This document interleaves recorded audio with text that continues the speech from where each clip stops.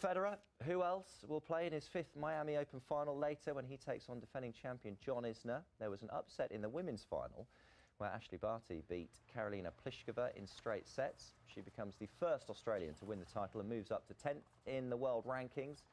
And her success also means that all 14 tour tournaments so far this year have had different winners. Shows the strength of the competition in the women's game at the moment. And how about this for confidence or just foolishness, whichever way you see it? A Norwich City fan has only gone and got a tattoo declaring his side champions, and the season hasn't even finished. Still 7 games to go. Worth pointing out they are top of the table. They have a 5-point lead. But still 7 games to go.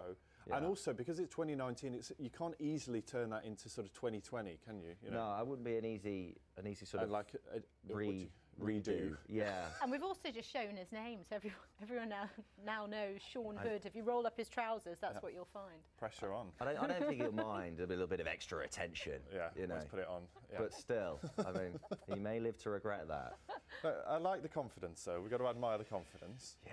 You know, you don't get anything. You've got to be confident, and he has reason to be. They're going well, Norwich, at the moment. 7 games to go, then. It'll change. He will be watching them closely. Oh, come on, Ben. Yeah. I'm sure you're covered in tattoos you regret. Not one, just to be clear, not one. John, thanks very much. Now, you are watching Breakfast. It's just approaching 19 minutes to 8. Time for a look at the newspapers. They are a very good. Appeared this game at the Furious Conservatives. to be. They also means that all 4 a bite out of his shoulder. Also wins for Hearts, Kilmarnock and Motherwell.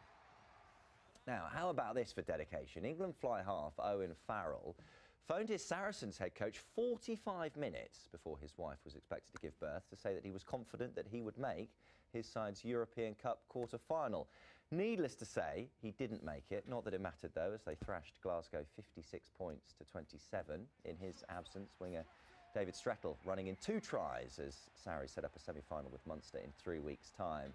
After their win over Edinburgh, Leinster faced the winner of Racing or Toulouse, who played today. Now, apologies if you're having your breakfast at the moment, but British heavyweight boxer David Price wasn't happy with last night's opponent Cash Ali, who appeared a little hungry himself. Take a look at this. Having taken a bite out of his shoulder in the 3rd round, he moved on to his stomach in the 5th and was subsequently disqualified. Price labelling him an animal afterwards, calls for him to be banned, and you can see the mark right there. Uncomfortable stuff. Yeah, very painful. Ferrari have a superstar in the making as Charles Leclerc, and it could make for an exciting F1 season as he put his car on pole for today's Bahrain Grand Prix. Stay in the Involved in the investigation Over 20 years that I can be a part of. It doesn't have copyright on it. And we've also just shown his name, so everyone now. Teachers are taking a 7th. It's just approaching 19 minutes to 8. Time for a look at the newspapers.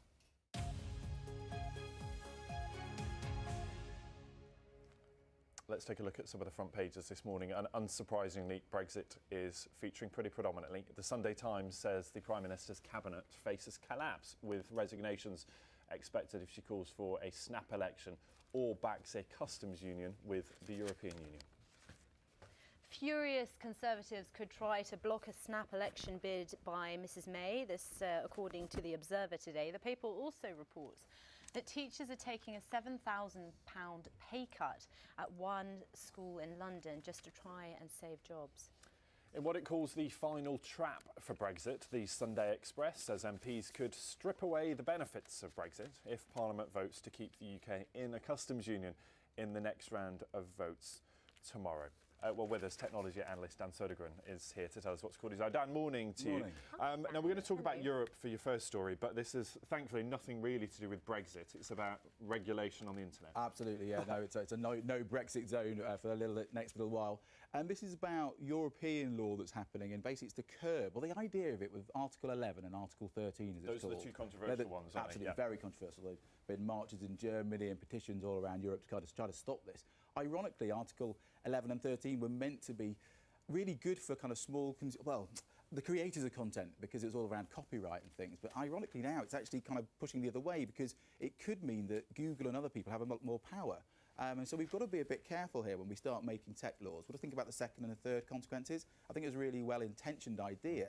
But ironically, if you're going to be holding people like, I think it was Mark Zuckerberg talked about it, in fact, you know, you did before, you guys have it, a great story, you know, they can't be responsible for other people's contents going out there. And at the moment, that law is meant to be saying that if you put something on Facebook that doesn't have copyright on it, actually you could go and we can almost, you know, take Facebook and Google to court, which of course is insane. One of the issues that it also raises too is about who's created the content, so be that, you know, music or video, but also, and particularly for news providers, BBC included, but lots, you know, New York Times, Washington Post, saying, look, you're getting all the traffic, people are searching for these stories, you're clicking through to them.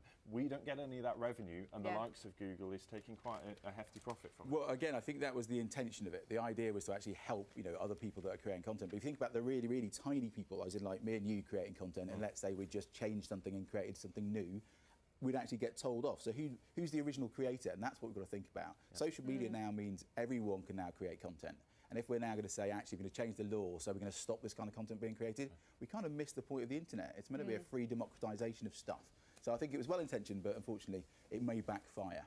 Exactly the warnings that we heard from Tim Berners-Lee last year, wasn't it? Yeah, absolutely. Let's talk about this. This is in the Telegraph magazine, sharenting.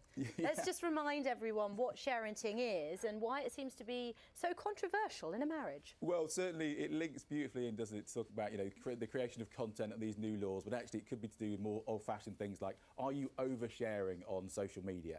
And, you know, it's Mother's Day, so hi, Mum, and, you know, happy Mother's Day. And, you know, Mia's my daughter, she's 8, and Leanne's my wife. And I tend to overshare. I mean, I teach social media stuff, so I would tend to overshare. And I think there's now this thing, we've got to become maybe digitally mindful of the future. Are we sharing too much online? Are we sharing too much, especially on social media, about every small detail? And are we maybe not parenting enough and sharing-ting?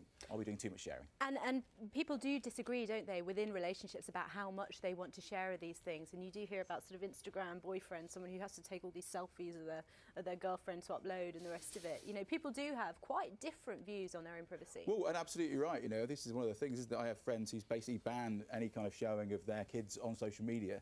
And I kind of argue the other side that actually you might be doing them a bit of a disservice later on, because actually this might be part of your digital footprint. But I think there may become a time when we might look back at this moment and go, actually, weren't we sharing things a bit too much? Especially with technology getting cleverer and cleverer, maybe things like facial recognition and especially voice recognition, we've got to start thinking in the future, were we really sharing a bit too much online? But anyway, just a thought. Well, staying with that internet theme, this has been a big week, hasn't it, for Apple, because they launched a number of new services. And what was different about this one, wasn't it? It wasn't about products. It wasn't about new iPhones or tablets or MacBooks. It was about services, which is where Apple thinks it will probably make its money in the future, including getting into the magazine business. Old school. Yeah, well, this is it. This is it's actually an old school idea as well. They originally tried it about 7 or maybe even 10 years ago, and it didn't really work out for them. They've now relaunched this Apple News idea. They're not the only person, of course, who's going to be aggregating news and magazines together. So you'll have together. to pay for it. So you pay, I think it's like $9.99. It originally started with like 30 titles, and now it's 300 magazines. What I think is really interesting here is a great example of tech potentially becoming a gateway into kind of, as you say, old school or newspapers and magazines things. So it actually might help print magazines, it might help print publishers, because the younger generation might see it on the app or different varieties of apps and then go and read the real thing. Yeah, and they're making the point here, isn't it, that flicking through things on your phone is great for a headline maybe, but, you know, we do want to sit down with a cup of tea and read a magazine. Well, I think that's the other thing, isn't it? We've got to become digitally mindful. We've got to realise that digital's great for some stuff, it's great for snackable content, but actually later on you want to sit down and do something real and, you know, read something as well. And just quickly, this last story here you've picked up on, we're used to talking about wearable tech, aren't we? But this is a T-shirt that tells you when your heart's in trouble. Yeah, well, Apple have brought out a phone that does it with ECG, a monitor, but now there's also a T-shirt that then can do exactly the same. There's a variety of different ones here. What I love about it, though, there's a necklace that does the same thing. What I love about it is showing that health tech is going to be a really big thing. And actually, this is the positive side of technology. We can always think about some of the negatives. It was before you were talking about social media being maybe negative, but actually technology can really help human beings, and more importantly, hopefully help us all live a bit longer as well. Yeah, interesting here. It's saying the data can be shared with the cardiologist. Yeah, almost instantly. So yeah, so literally it links back and then goes into the app, and they have more and more information about it. Of course, the more information they have, the more likely you can change your health. So it's empowering for people too. Isn't it just? Dan, thank you. Good choice Thanks, of stories. Dan, thank we'll you. see you a little later. Let's have a look at what the weather is doing, though, this morning. It's turning colder out there, sorry to tell you. But it will be lighter in the evenings, of course, because of the clock change. Matt's got all the details. Hey, Matt, what a beautiful sunrise. Yes, sadly, it's just a library shot, not the one we've had this morning. Bit too cloudy in one or two areas, but as you quite rightly mentioned, after the clock change last night, Kate may have had an hour less in bed. Sunrise a little bit later, up before 7 across most of the UK.